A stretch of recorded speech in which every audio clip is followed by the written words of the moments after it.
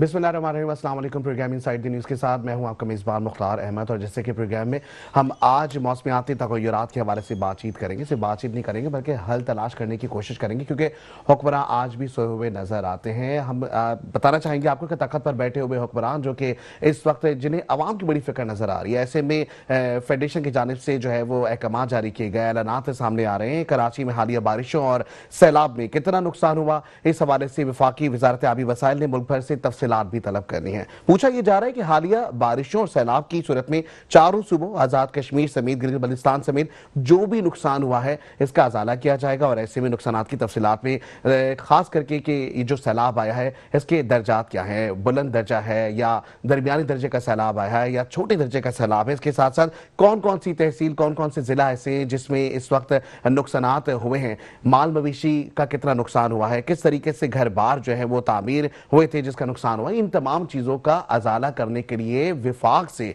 एक बड़ा मंसूबा बनाया जा रहा है। ऐसे में सवाल ये जन्म लेता है, ये तमाम तर सूरत हाल तो सबके सामने, हुक्मरान बैठकर बातें तो बड़ी करते नजर आते हैं, क्या आवाम को रिलीफ फराहम करेंगे, क्या कोई इकदाम होते नजर आएंगे? रिलीफ कैंप्स के बारे में बातचीत हो रही है कि कितने रिलीफ कैंप लगाए गए, कितनी मेडिसिन के लिए कैंपेन्स चलाई गई हैं, तमाम तर सूरत हाल मंजर आम पर आनी शुरू हो गई। ऐसे में सुबह सिंध हो, सुबह पंजाब हो, केपीके से बात करें, गिलगित बल्तिस्तान की बात करें, हम कश्मीर की बात करें, लेकिन सूरत हाल और इसके साथ साथ मसाइल जू के तू नजर आते हैं। और एक ही बात सिर्फ नजर आती है कि बातों से कुछ नहीं होता, हर शख्स को एक हादसे की जरूरत है। ब्रेक में जाएंगे, ब्रेक से वापस आते हैं, हमारे से जुड़े रहें, देखते रहे हमारा प्रोग्राम जिसका नाम है इनसाइड द न्यूज़।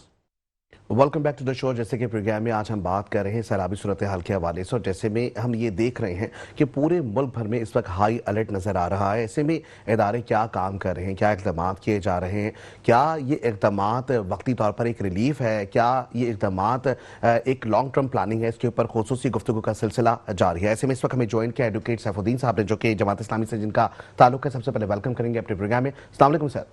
जी वालेकुम सलाम। बहुत सर, शुक्रिया। हालिया बारिशों का सिलसिला है और ऐसे में हम देख रहे हैं कि नुकसानात का तखमीना भी लगाया जा रहा है, इक़दाम किए जा रहे हैं या बड़े बड़े दावे किए जा रहे हैं, किस तरीके से देखते हैं सर?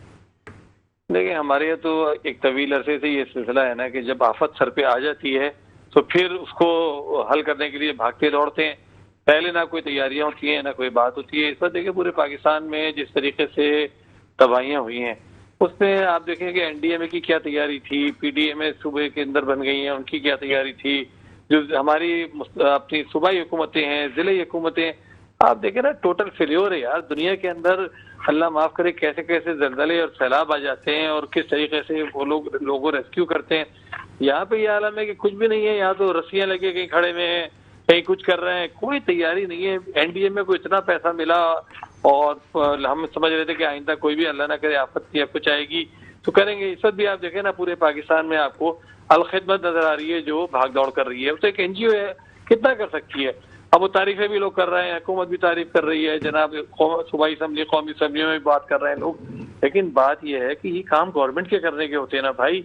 गवर्नमेंट ये सारे के सारे काम करती है, ना रिलीफ का काम कोई ऐसा नजर आ रहा है, ना कोई तैयारी आइंदा की कोई नजर आ रही है, ना कोई। वहां ले लें, कराची के अंदर ले लें यार, कराची में अभी एक दिन की बारिश ने आप देखिए कि क्या तबाही फेरी थी। पूरा कराची डूबा हुआ नजर आ रहा था, सारा दिन एक कयामत का मंजर था। बच्चे सड़कों पे खड़े हुए हैं, औरतें परेशान हो रही हैं, बूढ़े परेशान हैं, गाड़ियां डूब रही हैं, लग रहा था कयामत आ गई। एक दिन की बारिश यार, 200 मिलीमीटर बारिश क्या होती है दुनिया के अंदर। लेकिन था वजह क्या थी? वजह ये थी कि कोई तैयारी नहीं थी। ये सब ये सोचते हैं कि यार जब होगा देखा जाएगा, और अव्वल तो होगा ही नहीं। कराची में तो खास तौर से समझते हैं कि यार बारिश की पेशन गोई है, होगी नहीं, जैसे हमेशा होता चला है। जब हो गई तो फिर बहानेबाजियां और सब चल रही हैं। अब भी देखें, अभी भी पेशन गोई है ना बारिश की। मैं घड़ी घड़ी ये बात कहता हूँ, हर जगह मैंने ये बात कही कि भाई बारिश की पेशन गोई है। अब कराची है, कराची के अंदर मेयर मौजूद है, कराची में सूबाई वजीर बल्दियात मौजूद है, कराची के अंदर टाउन चेयरमैन मौजूद है। सबको एक साथ बैठना चाहिए, डिपार्टमेंट को बैठना चाहिए था कि यार पूरा एक इंटीग्रेटेड सिस्टम एक बनाते हैं कि किस तरीके से हम इसको फेस करेंगे। लेकिन कुछ भी नहीं। केएमसी को 1 अरब रुपए, जो खुद ये लोग बताते हैं, गुज़िश्ता 2 साल में नालों की सफाई के लिए मिले। आप बताइए 1 अरब रुपए का मतलब क्या होता है कि 35 लाख रुपए तकरीबन फी यूनियन कमेटी, बट जबकि सारी यूनियन कमेटी में तो नाले भी नहीं है। लेकिन क्या हुआ आपको खुद देख रहे हैं आप, नाले अभी भी कचरे से हटे पड़े हैं। मतलब ये तो देखे ना एक ऐसा सिस्टम बन गया है जिसमें कोई काम ही नहीं हो रहा, सिर्फ पैसा खाने का एक सिस्टम है कि पैसा आए पैसा खाओ, खत्म करो, अल्लाह ना ठीक है फैसला। सैफुद्दीन साहब, ठीक है। ये इल्जामात की बौछार तो हम देखते हैं, कारकर्दगी पर बातचीत भी जारी रहती है, ऐसे में आप जी। किस तरीके से देखते हैं, ये नाकिस हुक्मरानी है या नाकिस पॉलिसीज का हम देख रहे हैं तसलसल बरकरार है, या कोई मजबूत पॉलिसी बनानी होगी? है ही नहीं, हुक्मरानी नहीं है। मतलब आप नाकिस हुक्मरानी की बात कर रहे हैं। आप वालेकुम, आप गवर्नेंस की बात कर रहे हैं, है ही नहीं कुछ भी। मतलब ये तो एक ऐसा सिस्टम चल रहा है कि जिसमें सिर्फ एक ही काम कर रहे हैं। वालेकुम, कौन साहब है? ठीक है जी, बहुत शुक्रिया, आपका मौक़िफ़ हमारे सामने आ गया है और एडवोकेट सैफुद्दीन साहब का यही कहना है कि इदारे काम करते हुए नजर नहीं आ रहे, ऐसे में हिकमत अमली मजबूत करनी होगी। और इस वक्त हमें स्टूडियो में ज्वाइन कर चुके हैं आमिर सिद्दीकी साहब, MPA हैं और खास करके MQM से इनका ताल्लुक है। सबसे पहले वेलकम करेंगे अपने प्रोग्राम में। अस्सलाम वालेकुम सर। वालेकुम सलाम सर, तमाम तरह सूरत हाल आपके सामने, कराची पे बड़ी गहरी नजर रखी हुई है, ऐसे में जिस तरीके से हमने देखा, सैफुद्दीन साहब का भी बयान सामने आया है कि नाकिस पॉलिसीज की हम बात करें, नाकिस हुक्मरानी की बात करें, सर किस तरीके से देखते हैं, शहरी कराची में इकदाम होते हुए नजर आ रहे हैं क्या? देखिए, मुझे तो बड़ी हैरानगी है कि सैफुद्दीन साहब टीवी पे बैठ के इतनी बात भी कर रहे हैं। इन लोगों को तो शर्म आनी चाहिए, इनको तो डूब मर जाना चाहिए। जिस तरीके से जमात इस्लामी के टाउन चेयरमैनों ने कराची को तबाही के अंदर अपना बराबर का हिस्सा डाला है, आज मुझे बताएं इल्ज़ाम किसको दे रहे हैं? क्या अपने आप को दे रहे हैं, अपनी जमात को दे रहे हैं, या मुर्तज़ा बाप मेयर कराची को दे रहे हैं, सिंध गवर्नमेंट को दे रहे हैं? जब टाउन की जिम्मेदारी इनके पास है, 1 अरब रुपए इनके पास मुर्तज़ा ने खुद कहा कि हमने 27 अरब दिए हैं, तो क्या आप सोचें कि ये आपके और मेरे टैक्स के पैसों से इनको तनख्वाहें भी मिलती है और इनको पैसा भी मिलता है, फंड्स मिलता है, जिसके अंदर से 72 करोड़ रुपए जिना टाउन के अंदर आते हैं, जो मेरा हल्का है जिना टाउन, उसके अंदर से जहाँ पे 7.5 करोड़ रुपए की सालाना महीने की तनख्वाह 1 मंथ की। तो क्या इनके लोग ड्यूटियों पे आते हैं? क्या ये लोग बेसिक में आपको काम बताऊं कि देखिए, हम मेयर कराची तो 100% कसूरवार हैं, उनके साथ ये टाउन चेयरमैन भी, उन्होंने अपना पूरा फेलियर माना कि 27 अरब टाउन चेयरमैन जमात इस्लामी को दिए, बाकी पीपल्स पार्टी PTI के टाउन चेयरमैनों को मिले 50 अरब तकरीबन। तो आप सोचें, इन्होंने 50 अरब ज़ाया किए और इस निज़ाम से इन्होंने कोई भी चीज़ अच्छी नहीं की, कोई बेहतर नहीं ला सके। इन्होंने कम्प्लीटली अपना, मुर्तज़ा बाप साहब ने फेलियर साबित किया कि जी हमारा बल्दियाती निज़ाम मुकम्मल तौर पर फेल हो गया। अब देखिए, ना टाउन चेयरमैन विंचिंग का काम करवा सकते हैं, जो मेन देखिए जो पुरानी लाइंस डली हुई हैं, चाहे 18 इंच की लाइन हो, 12 इंच की हो, 16 इंच की हो, जो सेवरेज की लाइन है ना, उन पे विंचिंग हुई। 16 मंथ तो मुझे भी होगा MPA बने हुए, तो मैंने अपने हल्के में नहीं देखा कि रिजवान अब्दुल समीर टाउन चेयरमैन ने कहीं विंचिंग कराई हो, मैन होल से कवर लगाए हो। ये इनसे बुनियादी काम नहीं हो रहे। तो किस निज़ाम की बात करते हैं? इस निज़ाम के 100% हिस्सेदार जमात इस्लामी है। शहर ने देख लिया, जमात इस्लामी ने कोई काम नहीं किया। अलबत्ता ये ज़रूर है कि जमात इस्लामी ने अपने टाउन को, गवर्नमेंट की मशीनरी को अपनी कैंपेनिंग के लिए यूज़ किया है। आप जहाँ पे भी देखें, टाउन की गाड़ियाँ इनके पेनाफ्लेक्स लगा रही होती है। इनकी जो अपनी ज़ाती कैंपेनिंग है, जमात की, ज़कात की हो, सदक़े की हो, खाले जमा करने की हो, तो वहाँ गवर्नमेंट की मशीनरी यूज़ हो रही होती है। और जहाँ पे इन्होंने गवर्नमेंट की मशीनरी को यूज़ किया, गवर्नमेंट के फंड को यूटिलाइज़ किया सिर्फ अपनी सियासत चमकाने के लिए, शहर को तबाह किया। सारे टाउन मुंह बोलता सबूत है, इसमें किसी से कोई ढका छुपा नहीं है। अब जहाँ चाहें, जिस गली की चाहें, जिस मेन रोड की चाहें, जो टाउन के अंडर में है, उनकी एक एक आप गली की तस्वीर, हर चीज़ वाजे ले सकते हैं। इनकी कारकर्दगी 2.5 साल की ये है। ये किसको कसूर है, कसूरवार ठहरा रहे हैं? आप खुद कसूरवार हैं। इसमें टोटल जमात इस्लामी कसूरवार है। कराची का जितना काम खराब हो रहा है, बेड़ा खराब हो रहा है, इसमें जमात इस्लामी 100% पीपल्स पार्टी के साथ कसूरवार है। इन दोनों ने मिलकर पूरे कराची को तबाह किया है। हर आने वाले दिन के साथ ये तबाही की तरफ जा रहे हैं। आज 14 अरब रुपए जमात इस्लामी के टाउन चेयरमैन अपने अकाउंटों में, और वो अकाउंट जो सूद पे चलते हैं उसके अंदर पैसे रख के बैठे हुए रोड कटिंग के। वो टेंडर नहीं कर रहे हैं, रोडों को बेहतर नहीं कर रहे हैं। जो इनके पास एडवर्टाइजमेंट से पैसा आता है, जो इनके पास पार्किंग से पैसा आता है, पार्क इन्होंने कमर्शियल दिए हुए ठेकों पे, तो पार्कों से जो पैसा आ रहा है, कहां से आ रहा है? वो सारा पैसा कहां जा रहा है? पर गुफ्तगू इसी तरीके से जारी रहेगी। यहाँ वक्त हुआ ब्रेक का, ब्रेक पे जाते हैं, वहां से आते हैं, हमारे साथ जुड़े रहें, देखते रहे हमारा प्रोग्राम जिसका नाम है inside the news. Welcome back to the show. जैसे कि प्रोग्राम में हम बात कर रहे थे सैलाबी सूरत हाल, हम देख रहे हैं कि पूरे पाकिस्तान में इस वक्त बड़ी मुख्तलिफ तरीके से नज़र आ रही है। बाज़ औक़ात हम देखते हैं, हम अपने हमसाय मुल्क के ऊपर बातचीत डाल रहे होते हैं, हम कहते हैं कि जी तमाम तर जो सूरत हाल है उनकी वजह से गमगीन हुई, इतलात दी गई हैं, इतलात के साथ साथ ऐलानात किए गए हैं। वो अलग बात है कि चैनल्स जो उनको इस्तेमाल करने थे, उस चैनल के थ्रू उन्होंने खबर नहीं दी, लेकिन उन्होंने ख़ास करके हुक्मरानों तक ये बात पहुँचा दी थी कि जिस तरीके से सैलाबी रैला या जिस तरीके से पानी का बहाव है वो पाकिस्तान की जानिब मोड़ रहे हैं। ऐसे में हुक्मरानों ने क्या किया, क्या हुक्मरानों के पास कोई पॉलिसी थी? क्योंकि आज से पहले हम देख रहे हैं कि ये जंग छिड़ती हुई आ रही है और आबी जंग का बहुत पहले से हम तस्करा छेड़ते हुए आ रहे हैं, बड़ी इसके ऊपर गुफ्तगू का सिलसिला भी रहा। वहीं ऐसे में क्या हमारे पास कोई पॉलिसी थी, क्या इक़दाम हमने किए हैं पहले से कि अगर इस तरीके से हम देखते हैं कि जी लाखों टन की उससे पानी का बहाव अगर पाकिस्तान में आ जाता है तो इसके लिए हमारे पास कोई हिकमत अमली है? आमिर सिद्दीकी साहब हमारे सामने, अभी आमिर सिद्दीकी साहब किस तरीके से देखते हैं? पॉलिसीज ही हैं जो हमें अभी जिस पे इम्प्लीमेंट भी करना है, लॉन्ग टर्म प्लानिंग हमें नजर आ रही है कहीं से?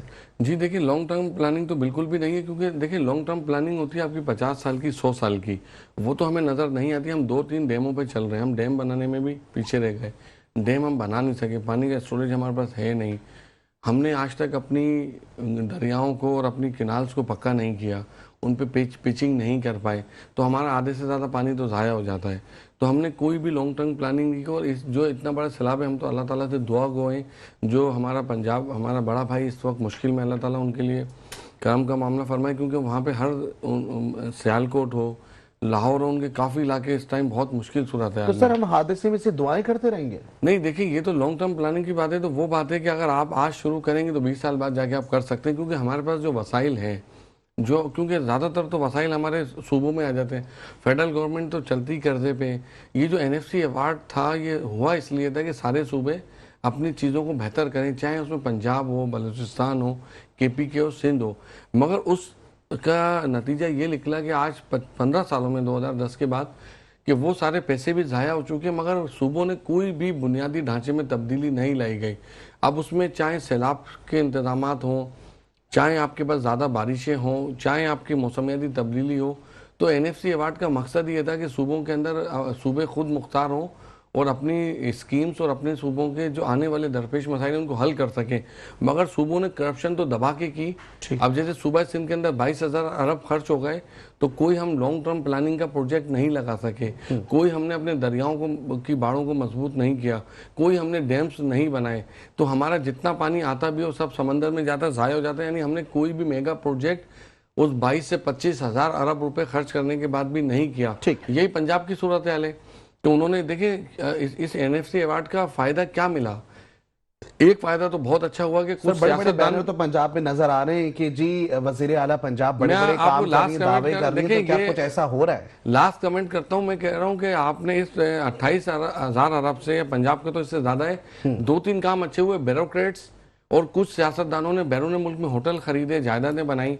इसके अलावा हर सूबे के अंदर कंप्लीटली फेल हुआ है। कोई भी सूबा नहीं आके कह सकता कि मैंने ये बड़ा प्रोजेक्ट बनाया है कि अगर ज्यादा बारिशें हो रही हैं या सैलाब आ रहा है, मौसमियाती तब्दीली हो रही है, उससे देखें ये फायदा हुआ है। ससन हुकूमत तो ये कहती नजर आती है वाटर ट्रीटमेंट हम प्रोजेक्ट लगा रहे हैं, प्लांट्स लगाए हुए बड़े बड़े। जी बिल्कुल उन्होंने बनाए, जी बिल्कुल बनाए, किताबों में बनाए और वेबसाइटों पे बने हुए, ग्राउंड पे कुछ नहीं है। अगर कहीं ग्राउंड पे है तो चलें दिखाएं, हम तो पार्लियामेंटेरियन है, पहले हमें विजिट करवाएं, कौन से बना, कौन से लागू। एक जानिब आपने जमात इस्लामी के हवाले से कहा कि इख्तियारात का नाजायज इस्तेमाल उन्होंने किया, अपनी जो भी उनकी इदारे हैं उसके लिए उन्होंने हुकूमत की मशीनरी का इस्तेमाल किया। एक जानिब आप कहते हैं फंड्स का बेदरीक इस्तेमाल किया गया है। ऐसे में सर विफाक की जानिब से हम देख रहे हैं कि 14 अगस्त की हम देखें जब सेलिब्रेशन हो रही थी उस दौरान भी मुतादिद बार गवर्नर सिंह ने ऐलान किया, बाकायदा ये बताया कि विफाक से 40 अरब रुपए मिले, जिसमें से 20 अरब MQM जमात को दिए गए। आपने सर क्या काम किया? देखिए जो 20 अरब कराची के लिए मिले, 10 अरब हैदराबाद के लिए,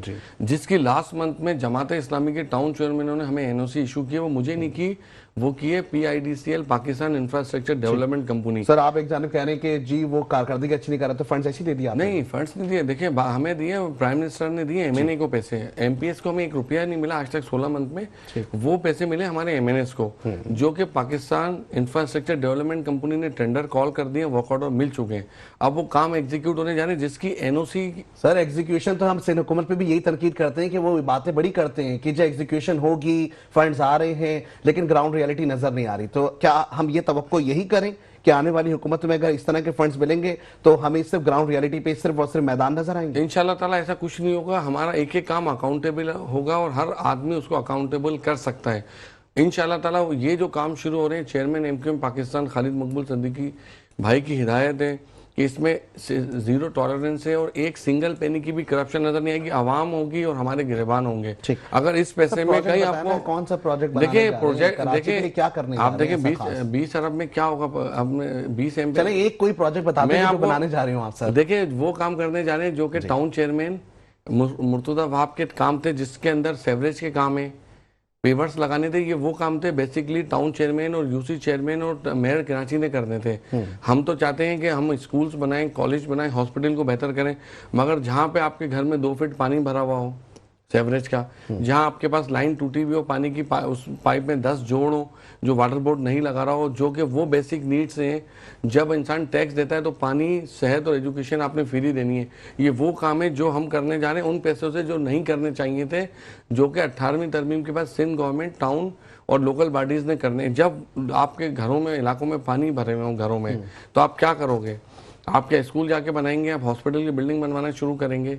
क्या आप इनको पहले सेवरेज के और पानी के मसाइल को हल करेंगे?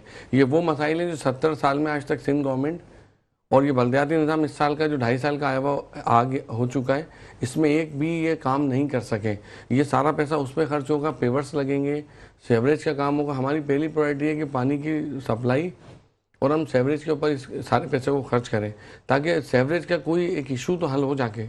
हमारी पूरी प्लानिंग है कि हम एक एक वार्ड लें, एक यूसी लें, कंप्लीटली उसका काम हो, ताकि कहीं आप कोई काम करवाने जाते हैं तो उसके उस यूसी के या उस वार्ड के तो कम से कम मसाइल हल हो जाए। आप सोचें 1 अरब रुपए एक एमएनए के पास है, उसके पास 7 लाख वोटर्स हैं। आप डिस्ट्रीब्यूट कर लें उसके पास कितनी यूसियाँ बनती हैं, कितने टाउन चेयरमैन बनते हैं, तो कितना वो एक एक यूसी के अंदर 5-5, 6-6 लाख रुपए से ज़्यादा का काम नहीं करवा सकता। तो ये सूरत हाल है बजट की। क्योंकि आपने जो अभी बात उठाई कि देखिए इनको 100% बजट मिल रहा है हर मंथ, तो ये अपने बजट से काम नहीं कर रहे, ये सियासी सौदागिरियों में लगे हुए। अगर काश ये 2.5 साल में कर चुके होते तो हम कोई बड़ा प्रोजेक्ट देते हैं, उसके अंदर हम ब्रिज देते हैं, अंडरपास बनवाते, उस पैसे से अगर 1 अरब से 1 एमपी है, ठीक है, या 1 एमएनए अंडरपास बनवाता, एक ब्रिज बनता, तो कराची में 20 अंडरपास या 20 फ्लाईओवर बन जाते। इस वक्त सिंध हुकूमत के तर्जुमान हमारे साथ मौजूद हैं, सुखदेव हमलानी साहब ने हमें ज्वाइन किया है। सबसे पहले वेलकम करेंगे अपने प्रोग्राम में। अस्सलाम वालेकुम sir. Thank you for the जी सुखदेव साहब, जाहिर है अब हम देख रहे हैं कि पूरे पाकिस्तान में एक जानिब तो हम सूबों की देख रहे हैं कि तकसीम का एक मामला सामने आया, लेकिन इस वक्त जो सूरत हाल हमें नजर आ रही है, हमें पूरा पाकिस्तान बहता हुआ नजर आ रहा है, डूबता हुआ नजर आ रहा है। क्या इकदाम किए गए हैं, कोई पॉलिसी बनाई गई है सिंध की जानिब से? बिल्कुल, सिंध गवर्नमेंट, क्योंकि आपको पता है पिछले 1 महीनों से फ्लैश फ्लडिंग का इशू चल रहा है, तो अभी तो पिछले 10 दिनों से तो जब ये पानी का रेला इंडिया से छोड़ा गया, उससे पहले जो मानसून की बारिशें थी और ग्लेशियर मेल्टिंग की वजह से फ्लैश फ्लडिंग हो रही थी किसी केपी में, अदरवाइज आपने देखा तो 1 महीने से प्रिपरेशन चल रही है। But specially since 1 week, since last Friday, irrigation department has been put on alert. और हमारे जो कैचमेंट एरियाज है, क्योंकि सिंध में सबसे ज्यादा सिंध अफेक्ट होगा फ्लड की, क्योंकि सारा जो पानी एक्यूमुलेट होगा ऊपर से आके उससे होगा गड्डू बराज पे, तो जो भी सारे के कच्चे के एरियाज है वहाँ पे डीसीएस को हाई अलर्ट कर दिया है। वहाँ पे जो भी लोकल बॉडीज है, डिस्ट्रिक्ट काउंसिल होती है कच्चे में, उनको हाई अलर्ट कर दिया गया। सारी मशीनरी को मोबिलाइज किया जा रहा है, रिलीफ टीम्स को जो है इन प्लेस किया जा रहा है। अभी तक हमारे पास एग्जैक्ट फिगर्स नहीं है कि कितना पानी सिंध में एंटर होगा, क्योंकि उस चीज का कैलकुलेशन चल रही है विद इन नेक्स्ट 24 तो सर ये लैकिंग किसकी है? अगर एग्जैक्ट कैलकुलेशन आपके पास नहीं है तो? जी, एग्जैक्ट कैलकुलेशन अभी आप दे नहीं सकते, क्योंकि पंजनत से अभी तक पानी जो है, अगर आप इरिगेशन के सिस्टम को समझते हैं तो हमें नहीं पता कि पंजनत से कितना पानी क्रॉस होकर गुड्डू बराज जहां से सिंध शुरू होता है वहां से एंटर होगा। जब तक पानी पंजनत पे नहीं आएगा तो हम एग्जैक्ट एस्टिमेट तक दे नहीं सकते।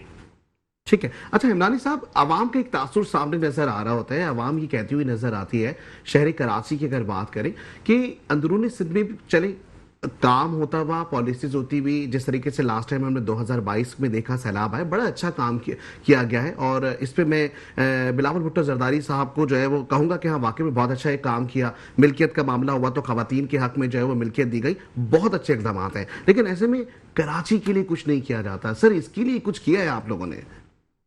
अब मैं इसको 2 पहलू में लूंगा। पहले फ्लड्स के हवाले, सिंध में सबसे खतरनाक फ्लड्स जो हैं आज तक वो 2010 और 2022 का है। जब 2010 और 2022 के फ्लड्स आए तो उसके बाद से जो भी हमारे कच्चे के एरियाज हैं, बैंक्स हैं, बंद जिसको आप कह लें, तो उनको हमने पक्का किया। उसके साथ जो रिहेबिलिटेशन किए, स्पेशली 2022 के फ्लड्स के बाद, वो हमने क्लाइमेट रेजिलिएंट हाउसिंग और इंफ्रास्ट्रक्चर दिया। तो होपफुली इस बार इतनी तबाही नहीं होगी, क्योंकि हमने वो माजी से सीख के अपने इंफ्रास्ट्रक्चर को अपडेट किया है।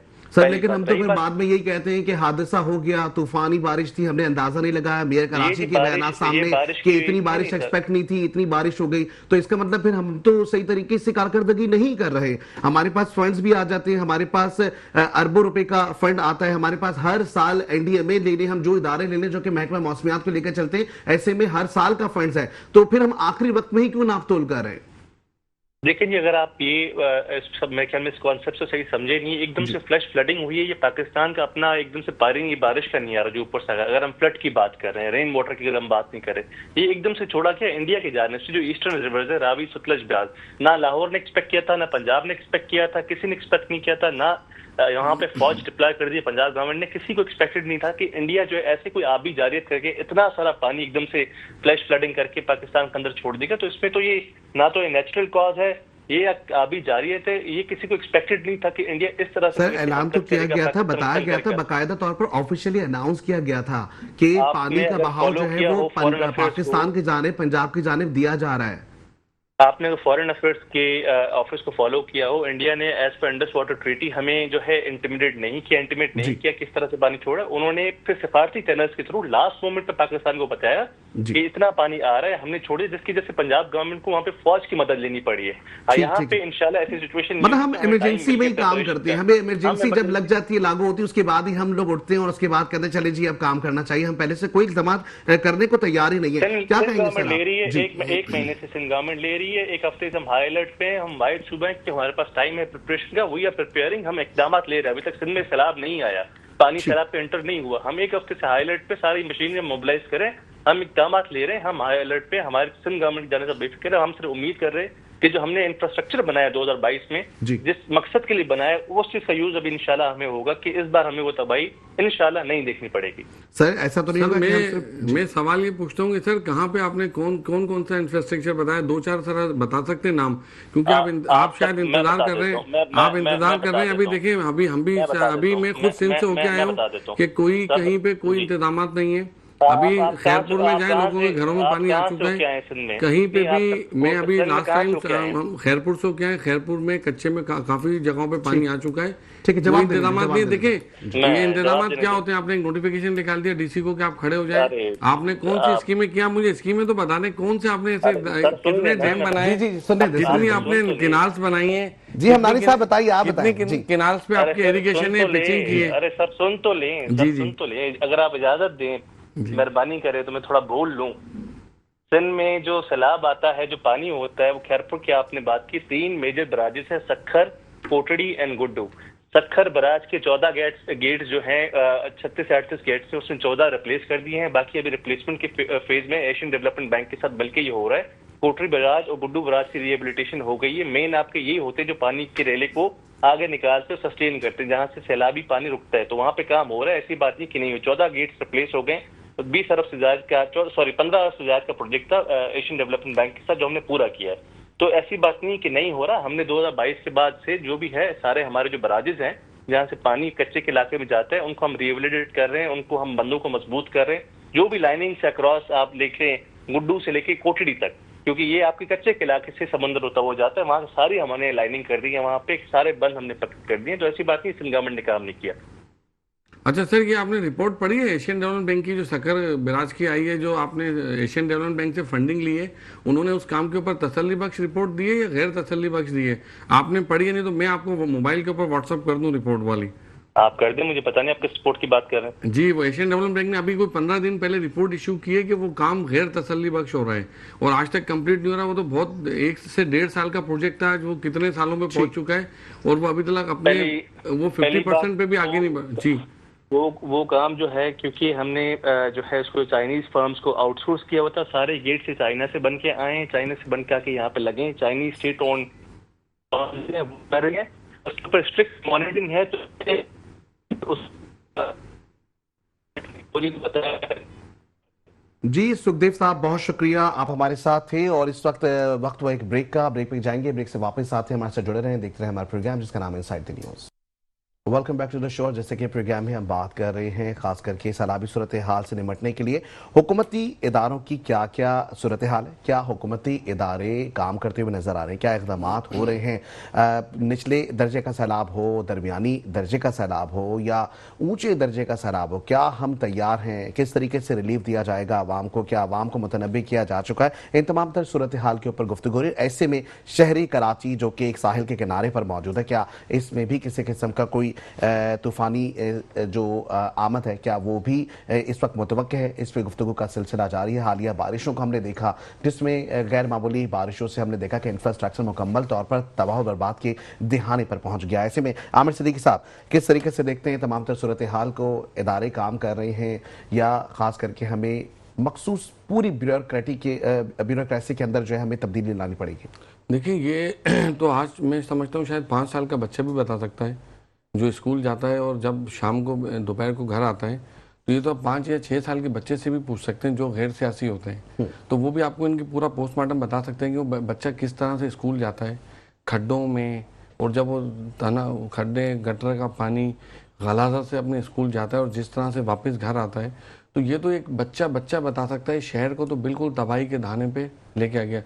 इसका मुकम्मल हल ये है कि पूरी इंतजामिया को बदला जाए, क्योंकि इंतजामिया ने बिल्कुल 100% काम छोड़ दिया है।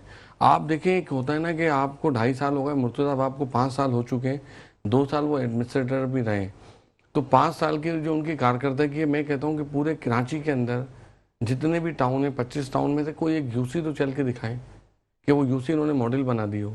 हम कहते हैं हम उस पर भी खुश हो जाएंगे, हम आपको हार पहनाते हैं।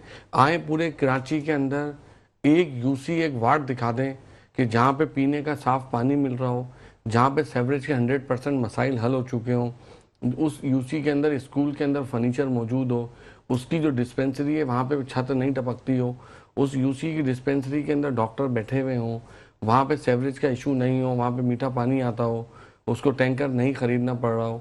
तो मुझे कोई एक, हम कहते हैं यूसी दिखा दें। 17 साल की हुक्मरानी है, 5 साल आपको हो चुके हैं, आप 2 साल एडमिनिस्ट्रेटर थे, 2.5 साल आपको ये हो चुके हैं, तो 5 साल का जो आपकी हुक्मरानी है, तो आप मुझे कोई एक यूसी चल के दिखाएं, और जो आपकी केएमसी काम कर रहा है वो रोड बनाता है और 2 से 3 महीने बाद वो वापस रोड उखड़ चुके होते हैं, तो वो टेक्नोलॉजी भी हमें दे दें कि हम उस टेक्नोलॉजी से फ़ायदा उठाएं कि वो कौन सी टेक्नोलॉजी है कि आप टैक्स पेयर के पैसे को ज़ाया कर रहे हैं।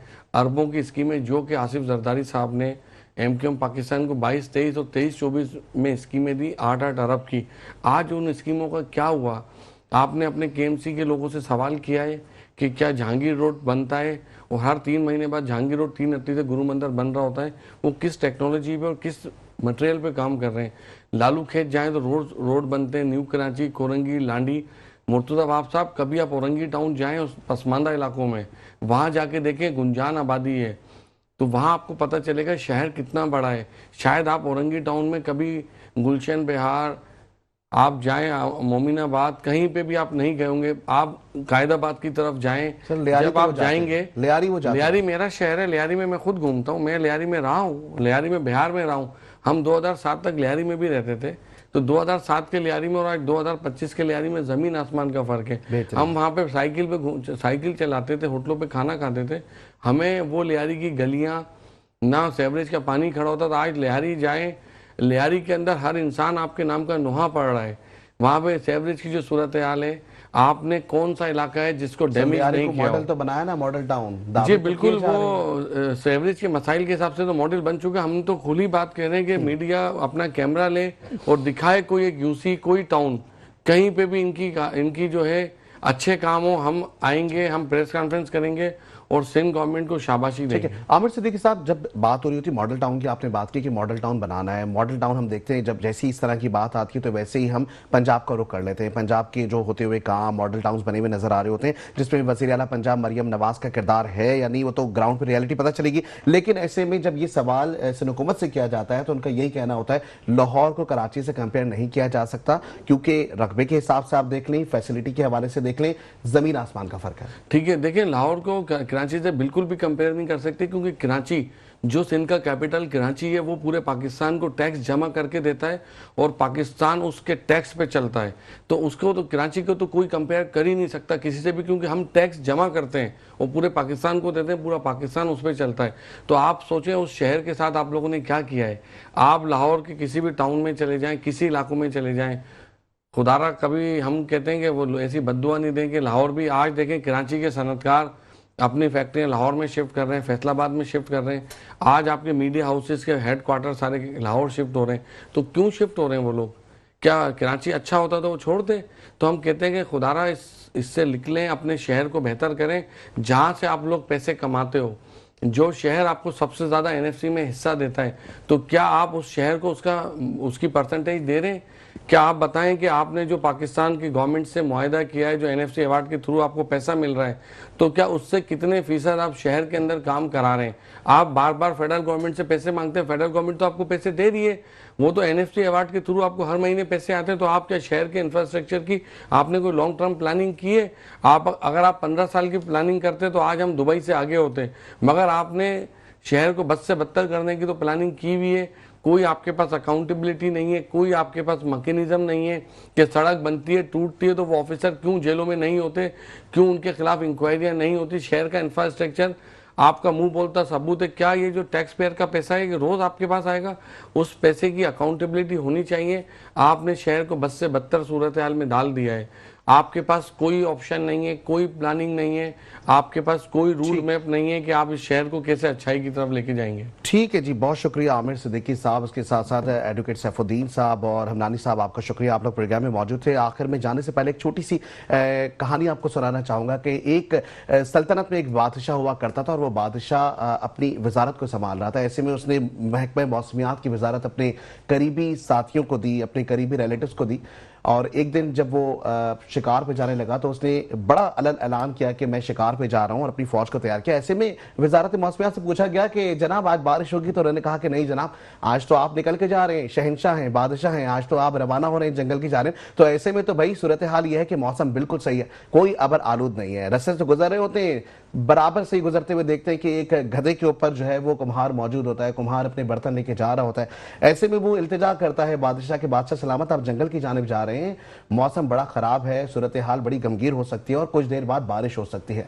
ऐसे में बड़ी हकीर नजरों से देखते हुए बादशाह कहता है कि तुम्हारी क्या मजाल जो तुम इस तरह की बात करो, तुम एक कुम्हार हो, बर्तन बनाते हो, तो तुम पे ये जेब नहीं देता। बादशाह सलामत जाते हैं जंगल में और जाके जैसे ही पहुंचते हैं और शिकार के लिए जाते हैं अपनी फौज के हमरा, तो तूफानी बारिशों का सिलसिला शुरू हो जाते हैं। वापस आते हैं, वापस आने के बाद वजारत का ऐलान करते हैं कि जनाब अपनी सल्तनत में जाने के बाद कहते हैं कि जी तमाम वज़रा को बुलाया जाए। और ऐसे में सवाल भी किया जा रहा होता है कि जी आपने तो कहा था कि बारिश होगी, लेकिन बारिश आपने कहा था नहीं होगी, लेकिन हो गई। ऐसे में कुम्हार को बुलाया जाता है। कुम्हार जब आता है तो कुम्हार से सवाल किया जाता है कि हम आपको वजारत देना चाहते हैं। कुम्हार कहते हैं मैं बड़ा गरीब आदमी हूँ और मेरे पास सिर्फ तजुर्बा भी कुछ नहीं है, लेकिन तजुर्बा सिर्फ यही है कि जिस गधे पे मैं अपने बर्तन डाल के लेके जाता हूँ, जब वो गधा अपने कान नीचे करता है तो मुझे पता चल जाता है कि आज बारिश होगी, और जब वो गधा कान ऊपर करता है तो समझ आ जाता है बारिश नहीं होगी। ऐसे में मैं तो इस वजारत को लेने से खासिर हूँ।